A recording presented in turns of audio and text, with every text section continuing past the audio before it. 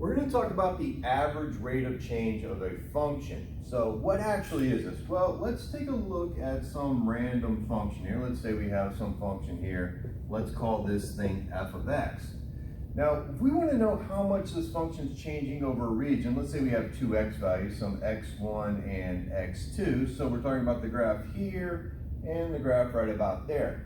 How much is the graph changing as we go from x1 to x2?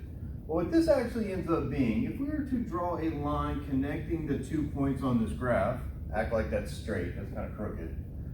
If we draw a line connecting these 2 points, this is called a secant line.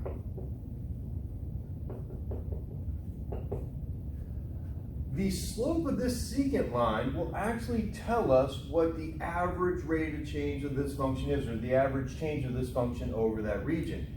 Basically what it is, if we were to somehow be able to find the slope at every single point along the region from x1 to x2, this would be the average of all those slopes. So how do we find the slope of a line? Well, we know from the past, the slope of a line is y2 minus y1 all over x2 minus x1. Well, what are these 2 points? Well, this is the point x1, that's the x value. The y value would be when we plug the x value into the function, so that's f of x1. This point here, the x value is x2, the y value will be f of x2. So if we take our 2 points here and plug it into our slope, the slope of this secant line, I'm going to use a subscript here, let's say slope of the secant line would be, let's call this the first point and the second point, doesn't matter which way, so let's go. That would be f of x2 minus f of x1 all over x2 minus x1. All right, this is called the average rate of change of the function f of x. Okay, so notice here, this is just a formula. Now, the way that we actually do this a little bit more in practice, here they say, what's the average rate of change of a function? They give you 2 points. You're just plugging it into the formula. So it's very, very simple to do that. But the way that this is used quite a bit is if we change this picture just a little bit. Because this is over some big region. So I'm going to erase some stuff and I'm going to change just a few things here.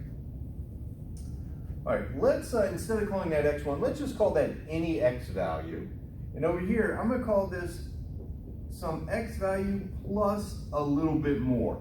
Now, this symbol I'm using as an H, a lot of textbooks will use as a delta x. And occasionally you might see me accidentally use that as well. I believe our textbook this semester is using an H, so I'm going to stick with an H. All that means it's whatever this number is, like if this was 5, this would be 5 plus a little bit, is all that that's saying. So some small little difference. So if we think about like this, what does our formula over here become?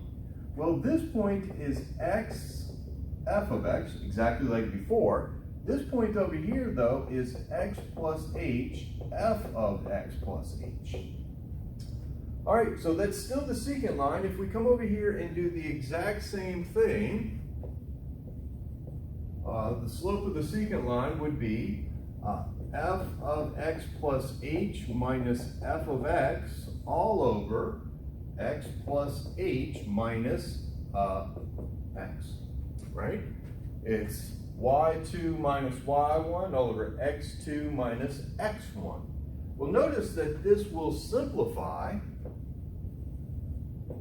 This is f of x plus h minus f of x all divided by h. Now, these two things are equivalent to each other. The only idea here is, what does h stand for? H basically stands for the difference between these two. So if you have two distinct points, this is a nice way to do it. If you just have where we started and where you ended and you know the difference between the 2 points, this is a nice way to do it. Now, this formula, though, has a different name. This is called the difference quotient.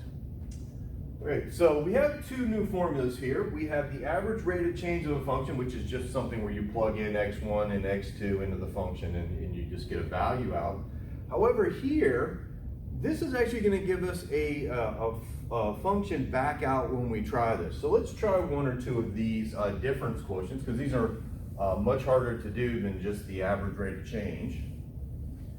So I'm going to say our directions are find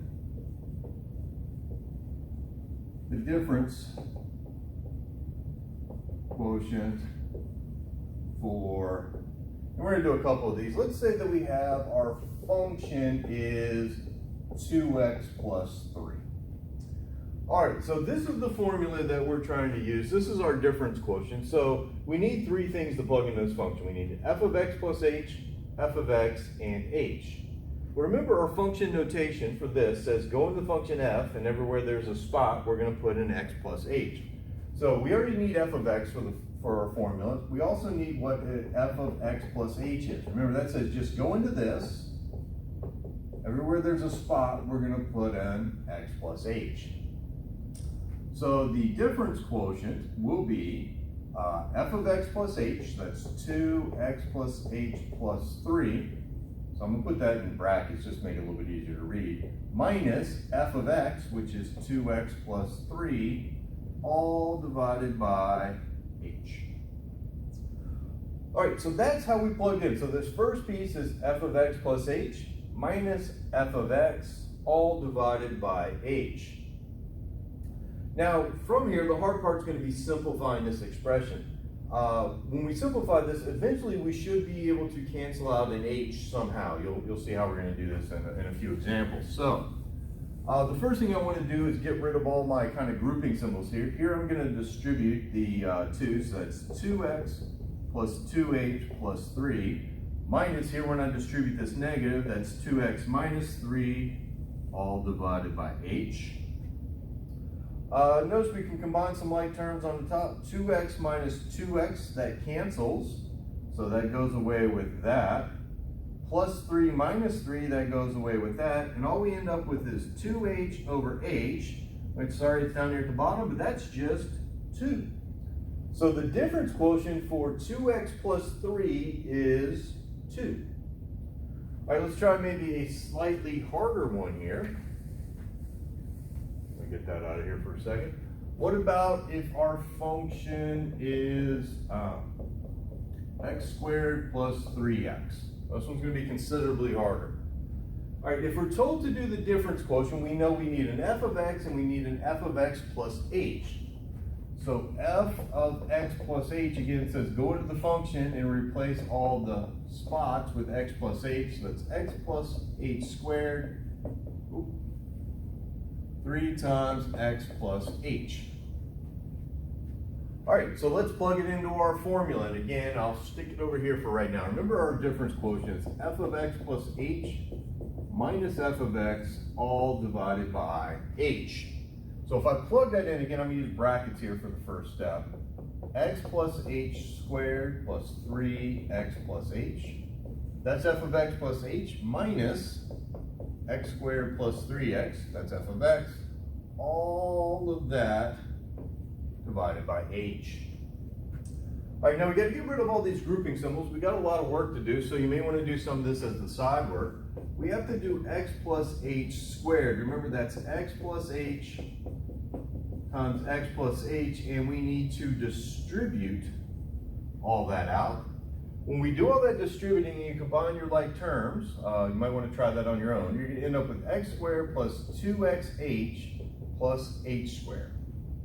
So once you distribute out x plus h squared, you end up with x squared plus 2xh plus h squared. Plus, when we distribute the 3, we get 3x plus 3h. In the next set of parentheses, when we distribute that negative, I get negative x squared minus 3x. All of that still over h. All right, let's see if we can combine some like terms. Again, let's see, our x squareds cancel. That goes away. What else cancels? Oh, we got our 3x's here. Those cancel. So on the top, what do we have? We have 2xh plus h squared plus 3h all over h. Now remember, I told you our goal here is to cancel an h. That's generally what's going to happen with these. And notice everything on the top here has an h, which means we'll be able to factor it out and reduce. So I'm going to bring it up over here where our scratch work kind of was. So if I factor an h out of the top, that gives me 2x plus h plus 3, all divided by h. Now we can reduce that h, and we're left with 2x plus h plus 3. So that is as simple as we can get that expression. So the the difference quotient for x squared plus 3x is 2x plus h plus 3. All right, so if you see, it's just a lot of algebra. You just got to make sure you understand how to plug in for function notation and then simplify the expression. Let's try one more here. I'm going to go back this way. What if we have something like, let's make it both easier and harder. Let's go 2 over x. All right, again, here's our function. We're told to find the difference quotient, so we know we're also going to need f of x plus h. That says go into this function and replace all the variables with x plus h. So plugging it into our formula, that's f of x plus h, 2 over x plus h, minus f of x, which is 2 over x, all divided by h. All right, now let's get rid of these grouping symbols because they're really not doing anything in this problem. So that's just 2x plus h minus 2 over x, all of that over h. All right, now remember our goal is going to be to try to cancel an h, and that's pretty messy looking because we have fractions inside of fractions. So this is called a complex fraction.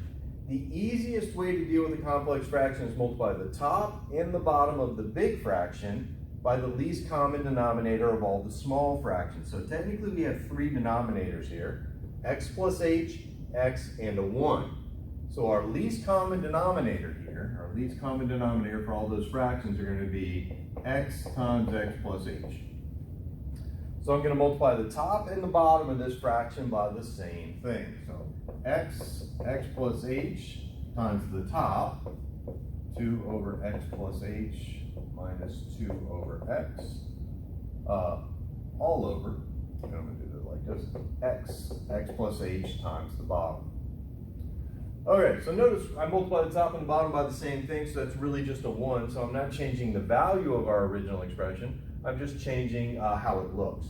So when I distribute on the top, let's see, I'll write this stuff out, so it's going to be x plus h times 2 over x plus h minus x plus h times 2 over x, and on the bottom, we just multiply, so that's h times x plus h. Now the reason that we multiply the top and the bottom of this complex fraction by our least common denominator is that should get rid of our smaller fractions. And notice here our first one, the x plus h's cancel, and I'm left with 2 times x minus, over here the x's cancel, and I'm left with 2 times x plus h, all divided by, well, let's just leave it like that. It's already factored for us. All right, so let's see what we got here. It's always nice to use parentheses when you have a negative sign here, but since that's already multiplied, let's go ahead and get rid of these for right now, just make it a little bit easier to read for us. So let's see if we can get rid of our grouping symbols and simplify. So on the top, I can distribute. Now remember, that's a negative 2 that we're distributing. So on the top, I have 2x minus 2x minus 2h, all divided by x plus h. On the top, the 2x's are going to cancel, so I have negative 2h over x plus h. And now notice here we can go ahead and cancel those h's. That's kind of what we were aiming for anyway. Those h's will reduce and we get negative 2 over x plus h. All right, so negative 2 over x times x plus h is the difference quotient for 2 over x. So for these difference quotients right now, just kind of think about it as a little bit of practice. We're going to use these difference quotients in the future. Probably in our next lecture, we're going to see where they really come into play.